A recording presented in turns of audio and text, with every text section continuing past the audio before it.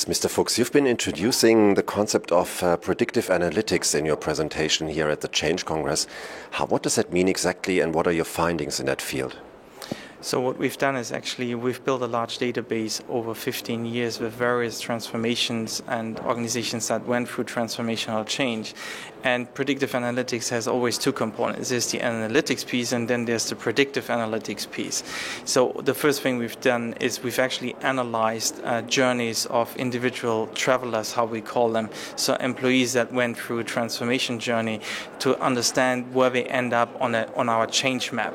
And the change map actually is a three-dimensional reflection of almost their state of mind. It's based on 44 questions, which then allow us to say exactly where someone is at.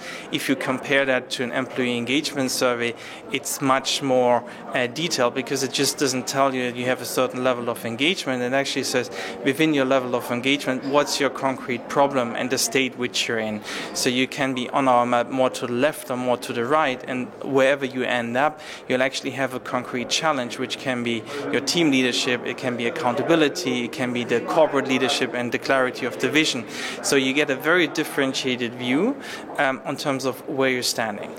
So that's the analytics piece. The predictive analytics piece comes in because the database is now so large, we can actually predict where certain organizations actually went from one place to the other. So there are certain paths which we identified, and even if we're just taking a small sample of, for example, the team leaders, we can predict where the rest of the organization might actually be sitting in. So we can actually narrow it down, and with the predictive analytics, it's much easier to predict and forecast where people actually go from where they are actually today. Okay. Wonderful. And how can a change manager actually benefit from this concept?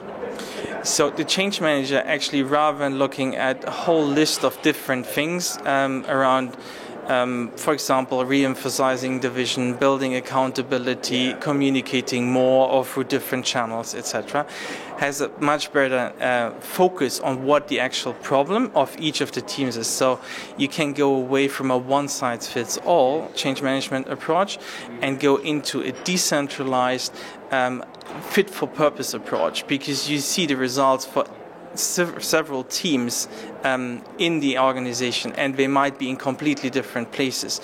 So when you have a toolbox, you're not just applying a toolbox in a one-size-fits-all approach, but you can actually tailor your change management intervention based on predictive analytics.